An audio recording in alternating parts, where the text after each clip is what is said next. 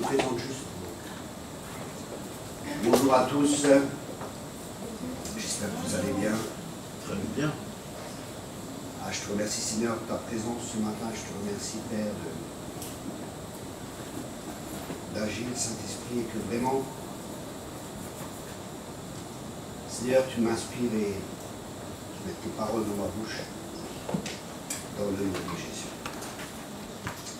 Amen et Amen. C'est vraiment important que dans l'Église, on apprenne à marcher par l'Esprit et qu'on se laisse conduire par l'Esprit. C'est l'Esprit qui va faire les choses et c'est l'Esprit, là où il y a l'Esprit, il y a la liberté. Et on est appelé à la liberté des enfants de Dieu. Et je crois que chaque culte devrait être différent si vraiment on laisse la place au Saint-Esprit. Je crois que Dieu, il revient au niveau de son Église et c'est lui qui bâtit l'Église, c'est pas nous qui bâtissons l'Église.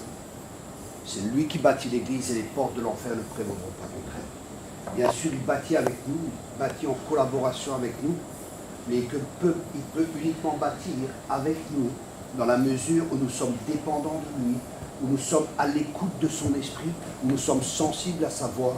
C'est là que Dieu peut faire des choses et peut nous utiliser parce qu'il va bâtir son Église et il est en train de rebâtir son Église. Il a son van à la main, il est en train de purifier son Église. Il y a un jugement actuellement sur l'Église parce que le jugement commence par la maison de Dieu. Et le jugement qui est actuellement, c'est le mot grec qui signifie séparation. Dieu est en train de séparer ceux qui veulent et ceux qui ne veulent pas. Que celui qui se sanctifie continue à se sanctifier, que celui qui pêche continue à pécher. C'est vraiment le mot d'ordre actuel pour l'Église. Et nous devons être sensibles à ce que Dieu fait. Nous devons être sensibles au mouvement de l'Esprit. Nous devons être sensibles vraiment à la direction de Dieu.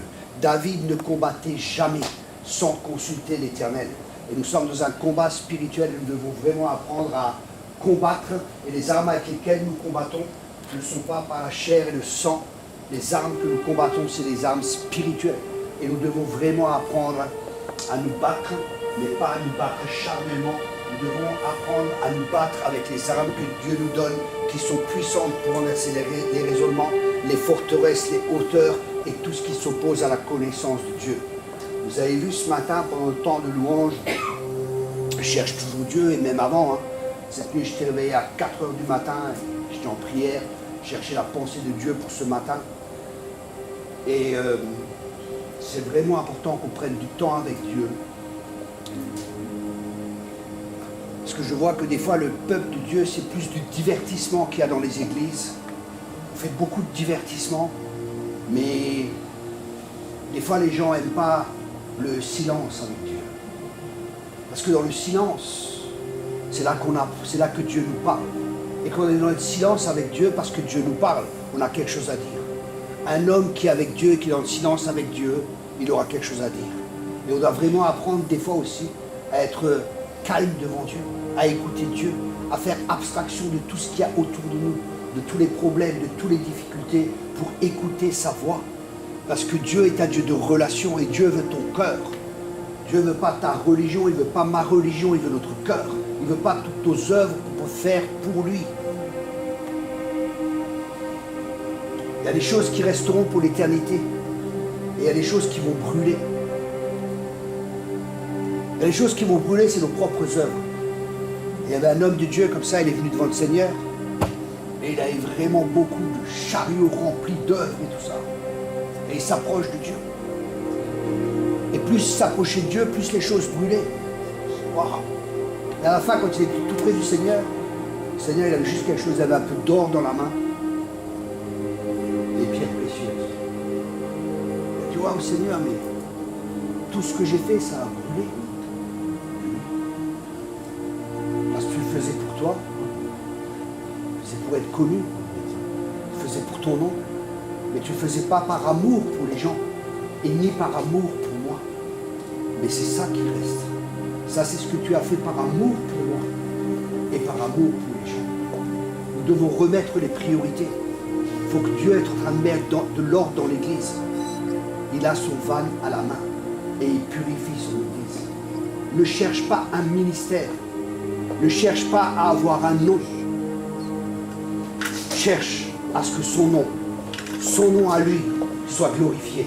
C'est possible de ne pas trop marcher, je suis vraiment dans l'esprit, et je pense vraiment que c'est important que je puisse écouter le Saint-Esprit. Merci. Et ça me dérange quand il y a des gens qui marchent à côté. Merci beaucoup.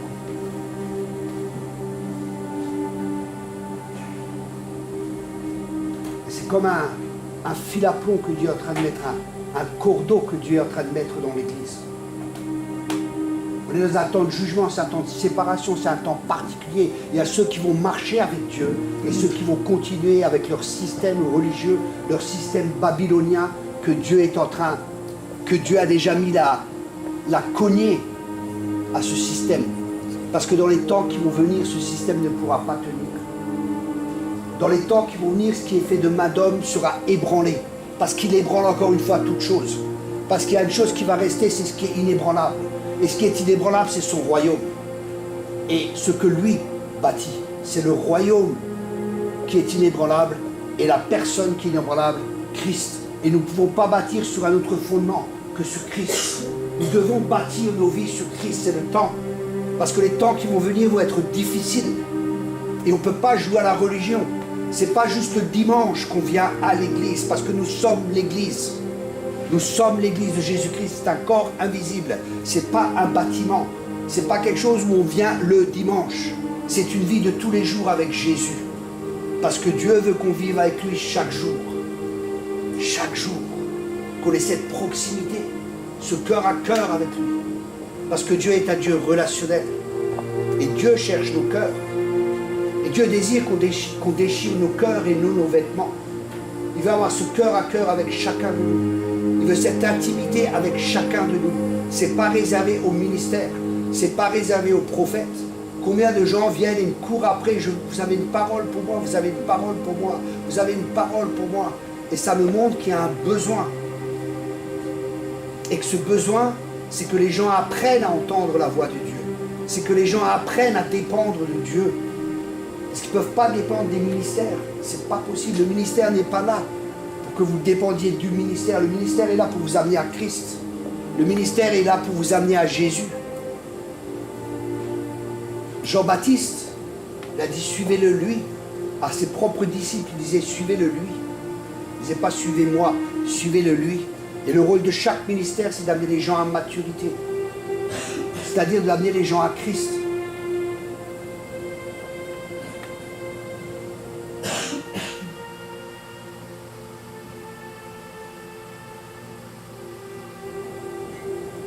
Les ministères doivent s'effacer pour qu'on voit Christ. Notre but, ça doit être lui. Ça doit être Christ. C'est Christ que nous voulons voir. Il y a tellement d'humains dans l'Église. Tellement d'orphelins qui ont des ministères et qui se montrent et qui cherchent l'approbation, qui cherchent à être vus, qui cherchent à être connus. Et le but, c'est que lui soit connu. Pas que nous soyons connus. Que lui soit connu.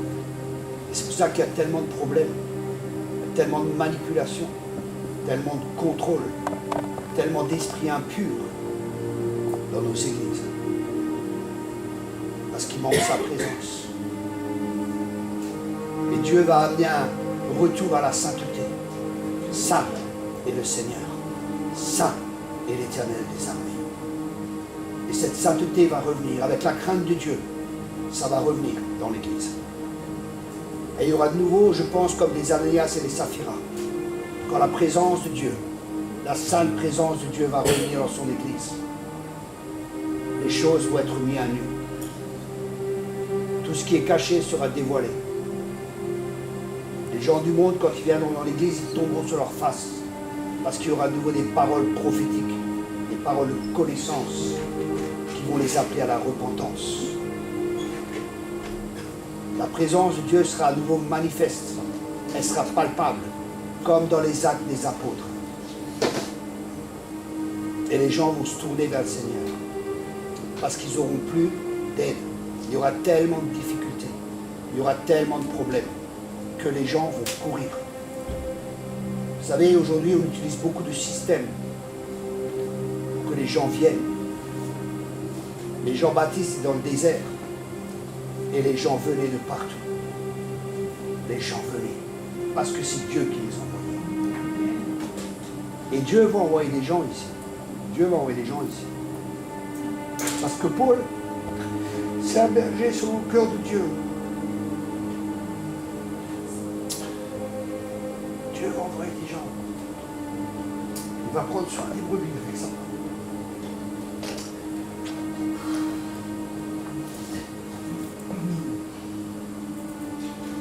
Vous avez beaucoup travaillé.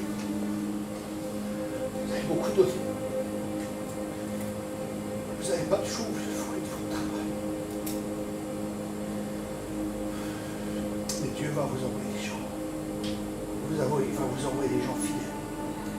Des gens qui ne cherchent pas leur ministère. Des gens qui cherchent pas à profiter. Des gens qui viennent pour le Seigneur.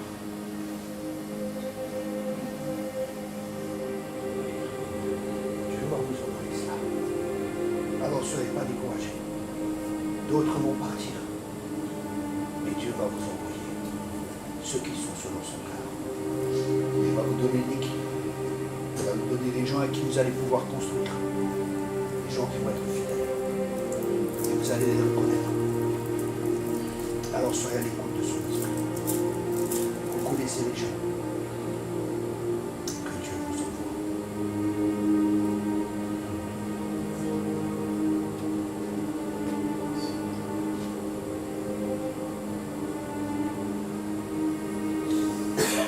C'est pas forcément les gens qu'on voit.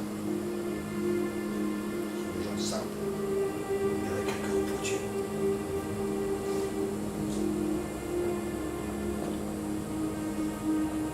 Merci Saint-Esprit.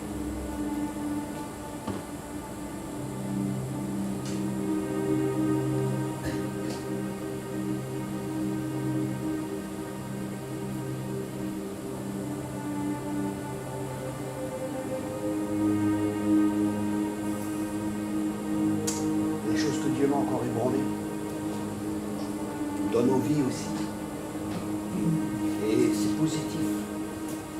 Permettons à l'Esprit de Dieu de faire le travail dans nos vies. Chacun de nous a besoin. Soyons simplement ouverts à ce que l'Esprit de Dieu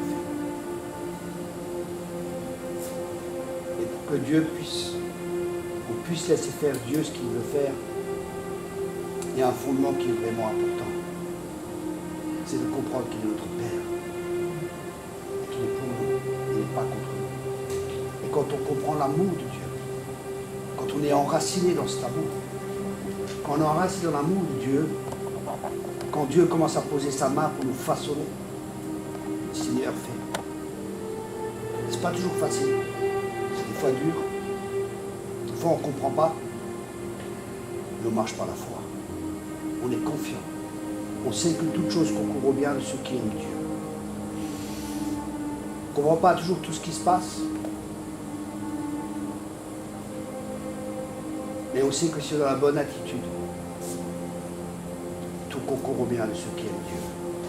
Parce que la bonne attitude nous amène à la bonne altitude. Chaque étape, chaque test, tout ce qui nous arrive, si nous réagissons de la bonne manière, ça servira à ce que Christ ait plus de place dans nos vies. C'est que Christ, parce qu'il s'agit de Christ, il s'agit de Jésus. Il ne s'agit pas d'avoir de grandes églises, des beaux bâtiments, des choses qui brillent. Il ne s'agit pas d'avoir des ministères, de ceci, de cela. Il ne s'agit pas de ça. Il s'agit de Jésus. Et c'est là que nous devons fixer notre regard. C'est sur lui. C'est sur lui. Je vois tellement de gens sur Internet, des ministères, des milliers de gens les suivent, des milliers de gens. Et je ne regarde même pas 2 minutes. Dans mon esprit, je me dis, c'est pas possible. Qu'est-ce que c'est l'humain qui est là, qui sort tellement. La croix n'est pas passée par là. Et on verra de nouveau, et la croix sera à nouveau prêchée. La croix sera à nouveau prêchée. Le brisement sera à nouveau prêché. Ces choses reviendront de nouveau au centre. Parce que c'est uniquement ça qui tiendra dans la fin des temps. C'est la mesure de Christ en nous qui nous permettra d'affronter les tempêtes, d'affronter les difficultés et de tenir ferme. dans les temps difficiles qui vont s'abattre sur le monde. C'est Christ. Et dans ce temps où les ténèbres vont recouvrir la terre, sur son Église, la gloire de l'Éternel va se lever. Sur sa vraie Église, sur l'épouse de Christ. Parce qu'il est en train de préparer une épouse qui est sans tache et sans ride. Et c'est là, elle va se lever. Elle va être glorieuse. Elle va être revêtue de gloire. Et la gloire de Dieu va à nouveau recouvrir la terre comme l'eau recouvre le fond des mers. La gloire de Dieu va se manifester à nouveau. Comme jamais. Parce que la gloire de la deuxième maison sera plus grande que celle de la première. Et le monde verra que Dieu est vivant. Et que Dieu existe. Et que Dieu a une épouse saine, une épouse sainte, une épouse sans tache, une épouse sans ride. Et il sera fier de son épouse. Ça ne sera pas la prostituée de Babylone, ça sera l'épouse, celle qui s'est mise à part pour lui, celle qui s'est préparée comme Esther, s'est préparée pour la rencontre de son roi. C'est ça l'épouse qu'il est en train de préparer. Vous allez voir, dans les temps qui vont venir, vous allez entendre des scandales. Vous allez entendre des choses qui vont se passer dans l'Église. Des ministères vont tomber. Des gens vont être enlevés. Des gens vont même mourir. Parce que Dieu est en train de nettoyer son air. Dieu est en train de préparer son épouse. Parce qu'il revient bientôt. Vous allez devoir voir des prophètes qui vont venir. Des prophètes qui, comme Élie, vont ramener le cœur des pères vers les fils et vont confronter clairement. Et la crainte de Dieu sera là, à nouveau. Combien de temps voulez-vous encore marcher? Choisissez aujourd'hui qui est Dieu. La voix des prophètes va de nouveau s'élever dans cette nation, parce que c'est un pays prophétique. Et Dieu va révéler l'esprit des prophètes. Pour l'instant, ils sont encore dans les cavernes, ils sont en train d'être préparés, beaucoup. Ce n'est pas tous ceux qui se disent prophètes sur Internet qui sont prophètes. C'est ceux que Dieu a préparés dans le secret. C'est ceux que Dieu prépare. C'est ceux que Dieu forme. C'est des gens qui ont laissé leur vie. C'est des gens qui sont passés par le désert, où ils ont été purifiés, où ils ont rencontré Dieu. Et en rencontrant Dieu, ils se sont rencontrés eux-mêmes. Et ils ont vu leur nudité. Et ils ont vu leur besoin de Dieu. Et ces hommes vont sortir. Et ces hommes vont parler. Ainsi parle le Seigneur. Et ça va parler aussi aux pharisiens de cette époque. À ceux qui se croient arrivés. Aux propres justes. À ceux qui se placent au-dessus des autres. Ceux qui n'ont pas couvert celui qui est nu. Ceux qui n'ont pas rompu le pain. À ceux qui ont faim. Ceux qui se disent les serviteurs de l'Éternel, mais qui travaillent pour leur propre ventre. Dieu va les reprendre. C'est un temps de jugement.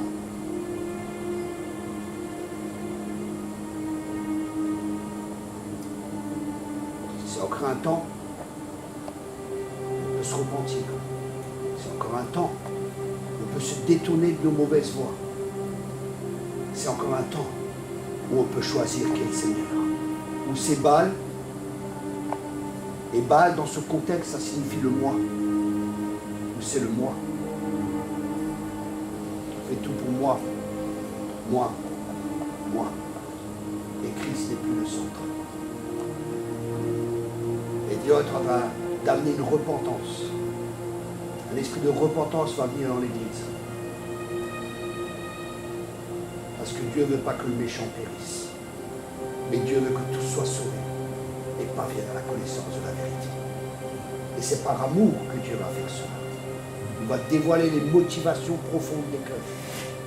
Il va dévoiler toutes choses. Tout va être mis à la lumière. Et je vous encourage vraiment. C'est dur ce que je vais vous dire, mais je le fais et je vous encourage à le faire. Seigneur, juge-moi. Juge-moi, Seigneur. Parce que c'est ton regard qui est pur. C'est toi qui connais mon cœur. Personne ne peut me juger. que lui qui connaît les cœurs. Je dis, Seigneur, je joue. Et montre-moi si je suis sur une mauvaise voie. Montre-moi les motivations de mon cœur. Montre-moi ce qui n'est pas ta gloire dans ma vie. Montre-moi, Seigneur. Et Dieu va le faire. C'est un temps où on va être émondé. C'est ça les vrais prophètes. C'est pas ceux qui sont sur Internet et tout ça. Il y a beaucoup, c'est pas des vrais prophètes. C'est des gens qui cherchent à être vus et cherchent à être connus. Mais ils ne cherchent pas à ce que lui soit connu. Ils ne cherchent pas à ce que le roi soit connu. Ils cherchent à bâtir leur royaume, leur propre empire. C'est les orphelins pour la plupart. Bien que ce soit des fils, ils ont encore des mentalités, des cœurs d'orphelins. Ils cherchent leur ministère, ils cherchent leur gloire. Ils cherchent à être vus, ils cherchent à être connus. Les hommes, mais être connus de Dieu, et être connus dans les cieux, c'est autre chose. Vous savez, les hommes, on arrive à les tromper, mais on ne trompe pas le monde spirituel. On ne trompe pas Dieu. Même les démons, ils savaient. Paul, on le connaît. Mais vous, on ne vous connaît pas. Ils savaient. Combien de Christ est là.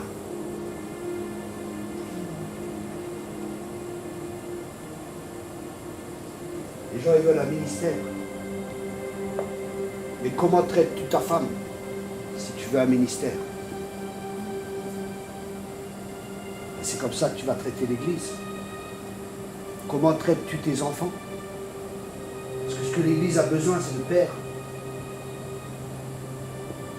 De gens qui ont permis à la croix de faire un travail au plus profond d'eux-mêmes.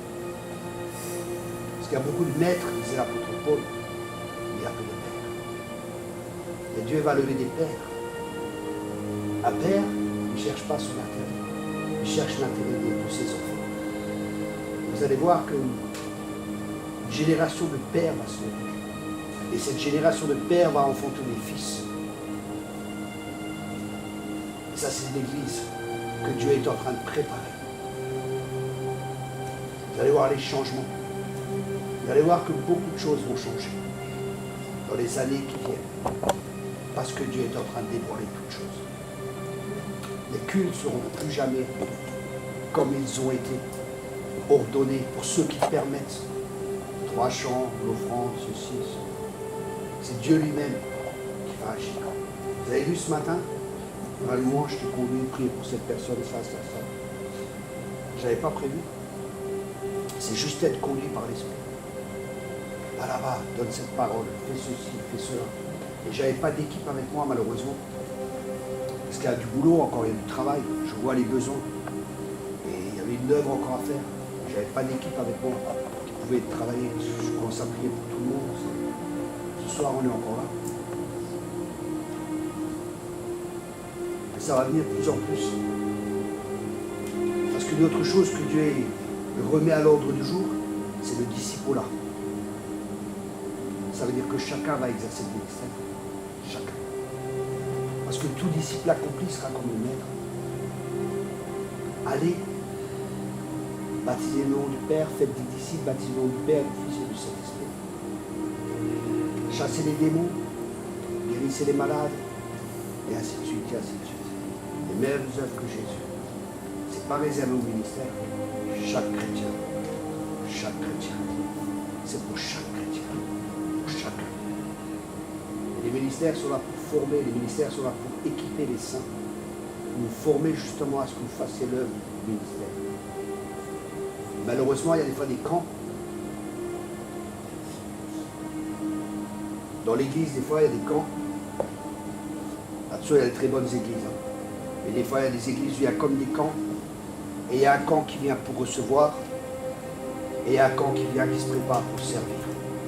Il y a un camp qui est passif. Et il y a un camp qui vient pour servir les autres. Mais normalement, c'est chacun qui devrait faire une œuvre. Quand vous quand vous vous rassemblez, que chacun amène quelque chose. Et je ne parle pas du gâteau, c'est bien si vous avez des gâteaux, c'est très bien. Je parle du don, de prier chez toi à la maison, Seigneur, colle-moi ce matin. Et peut-être le Seigneur va dire, va chez Jacqueline. Jacqueline, elle n'est pas bien en ce moment. Donne-lui une parole. Ou offre-lui une fleur. Ou prends-la dans tes bras. Fais quelque chose. C'est ça l'église. Alors on se rencontre. Et on n'attend pas tout du pasteur. On n'attend pas tout de la louange. On attend que Christ se manifeste dans la vie de chacun. Et là, on commence à partager Christ entre eux. C'est la vie qui est partagée. Parce que c'est un organisme. C'est organique. C'est la vie de Dieu qui sera partagée les uns avec les autres. C'est la vie de Christ. Parce que Christ, c'est la vie. Et là où il y a l'esprit de vie, il y a la vie. C'est pas la mort. Vous comprenez ce que j'essaie de partager?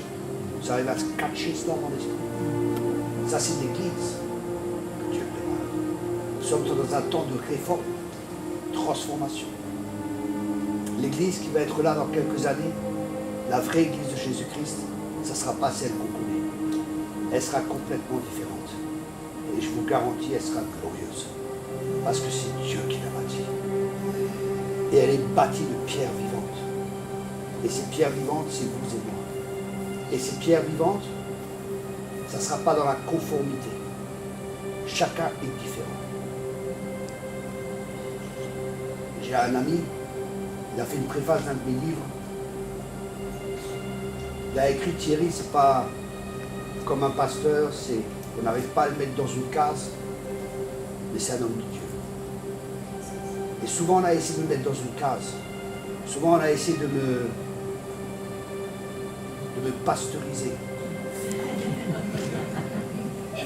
De m'ecclésiologer, je ne sais pas comment dire ça. De mettre dans une forme, Thierry, tu dois être comme ça, tu dois être comme ça. Mais je bénis Dieu. Que je suis comme je suis. Et que je peux être comme il m'a créé. Et je peux être moi-même. Parce que je sais que je suis accepté. Et je sais que je suis aimé. Mais quand tu ne sais pas que tu es aimé et quand tu ne sais pas que tu es accepté par Dieu, tu chercheras à être aimé et accepté des hommes. Et tu t'adapteras à ce qu'ils veulent que tu t'adaptes. Et tu ne pourras pas vivre dans la liberté. Et tu ne mourras pas en tant qu'être unique. Tu mourras peut-être en tant que copie. Mais si tu es une copie, au mieux, tu es le deuxième. Dieu veut que tu meurs unique. Il ne veut pas que tu meurs, hein, je te rassure. Mais qu'on soit chacun unique. Soyons nous-mêmes. Je ne suis pas parfait, hein. Donc à nous ici, on est tous en chemin. Bien que théologiquement, je suis parfait. Ma position, elle est parfaite devant Christ. Okay? Et dans le naturel, je ne suis pas encore dans cette position. Il y a un travail qui se fait pour devenir ce que je suis déjà. Vous comprenez ça? En Christ, nous sommes parfaits. En Christ, nous sommes justes. C'est ainsi que Dieu nous voit. Mais il y a un travail à faire. Il y a le positionnement. Et ça, c'est la vérité. Mais ça, c'est la réalité. Et le travail se fait de plus en plus, on est changé. Parce qu'on est juste devant Dieu. Nous sommes plus pécheurs. Et être juste, ça veut dire être parfait vis-à-vis de la loi. Parce que la loi, on ne pouvait pas l'accomplir. La loi, elle a été donnée pour nous conduire à Christ, pour nous montrer nos incapacités, pour nous montrer que nous ne sommes pas capables de l'accomplir. Et ça doit nous frustrer. La loi a été donnée pour nous frustrer. Je répète cela. La loi a été donnée pour nous frustrer. Pourquoi? Parce que tu vas essayer, je vais essayer, et on a essayé de l'accomplir. Et on se rend compte qu'on n'arrive pas. Et ça nous frustre. Et alors on essaie encore. Et on essaie encore. Jusqu'à ce qu'on comprenne. Sans toi, je ne peux rien faire. Et c'est là qu'on se tourne vers lui. Et c'est là qu'il devient tout pour nous. C'est là qu'il est tout pour nous. C'est là que Christ est ma vie. C'est là que, comme l'apôtre Paul, ce n'est plus moi qui vis, c'est Christ qui vit en moi. C'est Galates 2. Et si je vis maintenant, je vis par la foi au Fils de Dieu. Et ça c'est vraiment l'évangile. Ce n'est pas nous qui faisons pour Dieu, mais c'est Dieu qui fait au travers de nous. C'est Dieu qui vit au travers de nous. Ce n'est pas nous qui faisons des choses pour Dieu. Vous comprenez la différence, combien c'est important ça? Et c'est là qu'on se repose de nos propres œuvres et qu'on rentre dans les œuvres que lui a préparées d'avance. Et c'est là qu'on rentre dans un repos. C'est là où son joug est doux et son fardeau est léger. C'est là où on vit dans la liberté glorieuse des enfants de Dieu. Et ça, c'est la vraie vie. C'est la vie de Dieu. Alléluia. Et ça, c'est une vie qui est magnifique. C'est une vie où, je ne sais pas comment dire, tu es libre. Tu es libre de ce que les gens pensent. Tu es libre des soucis financiers. Tu es libre des lendemains. Chaque jour suffit sa peine. Vous savez, j'ai le privilège de dépendre de Dieu à 100% financièrement. Depuis plus de 20 ans. Aucune église me soutient. C'est lui qui me soutient. Et je peux dire ce que je veux dire, ce que Dieu me dit de le dire, je le dis. On m'invite, c'est bien. On ne m'invite pas, tant pis. Ça ne me dérange pas. Je sais que Dieu va pouvoir à tous mes besoins. Je ne dépends pas des gens. Je suis libre. Je n'ai pas besoin de dire ce qu'une église veut entendre pour qu'à la fin du mois, j'ai un salaire. Pour que les gens restent pour que j'ai la dîme. Pour que les gens restent pour que j'ai des offrandes. Vous voyez, malheureusement, c'est comme ça dans certaines églises. J'avais un ami pasteur, comme ça, un jour je lui ai dit, tu sais, tu n'aimes pas les gens. Il me dit, comment tu me dis que j'aime pas les gens? Je me donne à fond pour eux. Je dis, c'est vrai, mais tu ne les corriges pas. Tu ne les reprends pas. Et je dis, ton problème, c'est que tu n'aimes pas les gens. Comment tu peux me dire ça? Je dis, parce que tu ne les reprends pas. Tu ne reprends pas les gens. Et je dis, tu ne reprends pas les gens, tu sais à cause de quoi? Il m'a dit, je ne comprends pas. Je dis, parce que tu as peur d'être rejeté. En fin de compte, ce n'est pas l'amour des gens. C'est l'amour pour lui-même, pour son moi. Il ne voulait pas être rejeté, il voulait être accepté de tout le monde. Et selon la crainte des hommes, on ne peut pas être serviteur de Dieu. Parce que ça va chasser la crainte de Dieu de nos vies. Mais quand on a la crainte de Dieu dans nos vies, ça va chasser la crainte des hommes. Et craignons Dieu. Craigner Dieu, ça veut dire respecter Dieu. Ça ne veut pas dire avoir peur de Dieu. Moïse craignait Dieu. Le peuple avait peur de Dieu. Dieu est un feu dévorant. Moïse craignait Dieu, il s'est approché de Dieu. Le peuple avait peur de Dieu, il s'est éloigné de Dieu. La crainte de Dieu, c'est le respect. Et je crois qu'un des plus gros problèmes de l'ecclésia, parce que c'est pas pareil que l'église. L'ecclésia, ça veut dire appelé hors d'eux. Et l'église, c'est plus un temple, un bâtiment. Le mot église qui est kuriokos en grec. C'est un terme qu'on a repris. Et je crois que le problème principal, c'est qu'on ne connaît pas Dieu. C'est qu'on ne connaît pas la grandeur de Dieu. Vous savez, si on connaissait la grandeur de Dieu et le cœur de Dieu, on ne s'inquiéterait pas du lendemain. On vivrait sans souci. On vivrait dans la paix qui surpasse toute intelligence. Plus on connaît Dieu, plus on marche dans la liberté. Plus on connaît Dieu, plus on est libre. Plus on connaît Dieu, plus on sait qu'il y a amour. Et parce qu'il y a amour, on ne s'inquiète pas du lendemain. Il y a à peu près 1 ou 2 ans, je ne sais plus exactement, un jour, j'étais chez moi, je suis sorti dehors. Hors de chez moi, c'était la nuit et je regardais les étoiles. Et en regardant les étoiles, d'un coup, c'est comme si j'avais une révélation de la grandeur de Dieu. Je dis, waouh, tu es tellement grand. Et tu penses à moi. Tu es tellement grand. Tellement grand. Et tu penses à moi. Wow. Vous savez, on voit notre petitesse et on voit sa grandeur. Et là, la crainte de Dieu est là. Un grand respect vis-à-vis de Dieu. Et je crois que c'est ce Dieu que nous devons apprendre à connaître pour pouvoir le partager. partager, nous pouvons uniquement donner ce que nous avons reçu. Ce que nous n'avons pas reçu, on ne peut pas le donner. Et je prie qu'il y ait ce matin un esprit de révélation dans le nom de Jésus. Qu'il soit libéré dans ses dieux. Que chacun puisse comprendre, avoir une révélation profonde de qui il est lui. Et que chacun ait cette faim et cette soif de le connaître lui et la puissance de la résurrection.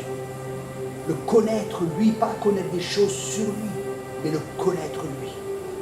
Et on connaît uniquement quelqu'un quand on connaît son cœur. Et Dieu veut qu'on connaisse son cœur en ayant un cœur à cœur. Dieu est un Dieu relationnel. Alors ouvrons nos cœurs, approchons-nous de lui avec assurance, près du trône de la grâce, parce qu'il attend chacun de nous. Et beaucoup de gens courent, beaucoup de gens font des choses pour Dieu. Dernièrement, j'avais un de mes jeunes, un appel de prophète. Je suis allé le voir et je priais pour lui. Et je pleurais.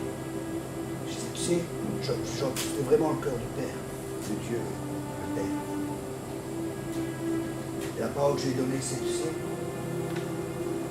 j'ai beaucoup de serviteurs, mais j'ai peu d'amis.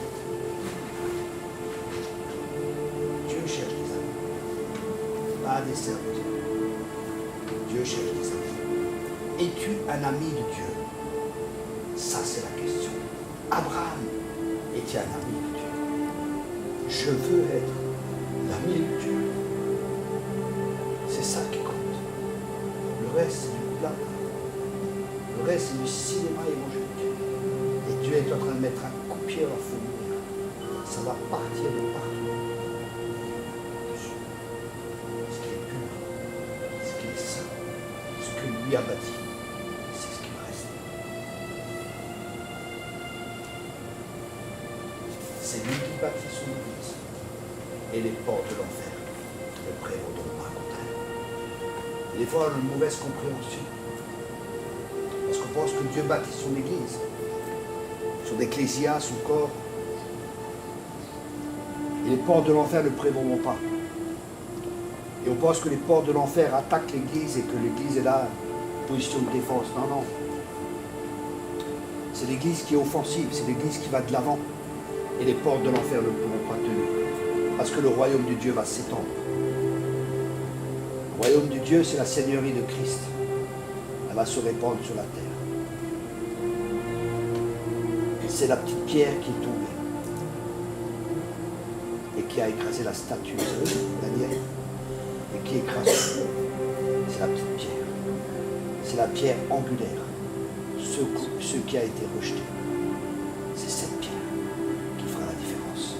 C'est Christ en nous qui fera la différence. Amen. Amen. Il y a des temps glorieux qui viennent, des temps difficiles, mais des temps glorieux aussi. Et Dieu est en train de préparer une armée. Dieu est en train de préparer son épouse. Alléluia. On vit dans des temps exceptionnels. Ce ne sera pas des temps faciles, mais on va voir sa gloire. On va voir la gloire de Dieu comme aucune génération l'a vu avant. Et ça vaut tout sacrifice. Ça vaut tout. Le voir, lui. Je crois que c'était Moïse. Laisse-moi te voir. Laisse-moi voir ta gloire. Laisse-moi voir ta gloire. Tu connais ce chant? Let me see the Lord. Tu le chantes? Tu me le chantes? Je suis prédicateur, monsieur. Vous voyez? Les gens, ils riaient quand je chante et tout. Enfin, quand je chante. J'avais une amie prophétesse. On était ensemble en tournée. Je dis, écoute, je crois que Dieu veut que je chante. Elle me dit, non, c'est pas possible. Je dis, si, je te dis, je crois que Dieu veut que je chante. Elle me dit, non, non, c'est pas possible. Je dis, ok. Tu crois pas? Moi, je crois. J'ai fermé mes yeux, j'ai commencé à adorer Dieu. J'ai commencé à chanter Alléluia. D'un seul coup, j'entends, oh, oh, et j'entends, elle est tombée, elle se tenait, elle n'arrête pas de rire. Les gens étaient par terre, tout le monde riait. Je ne sais pas si c'est parce que je chantais fort. Mais l'onction est venue de Dieu. L'onction est venue. Oh, ça a balayé tout le monde. C'était un truc de fou. Moi, je pense que les gens ils rient aussi. Parce que je chante. C'était certainement un mélange des deux.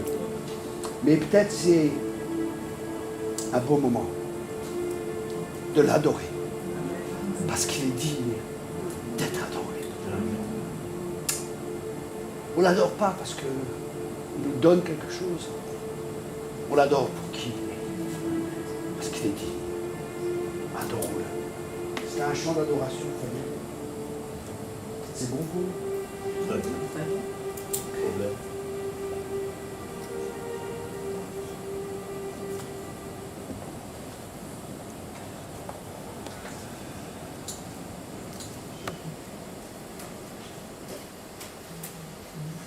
Alléluia.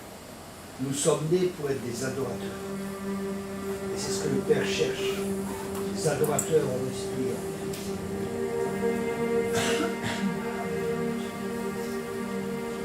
En vérité.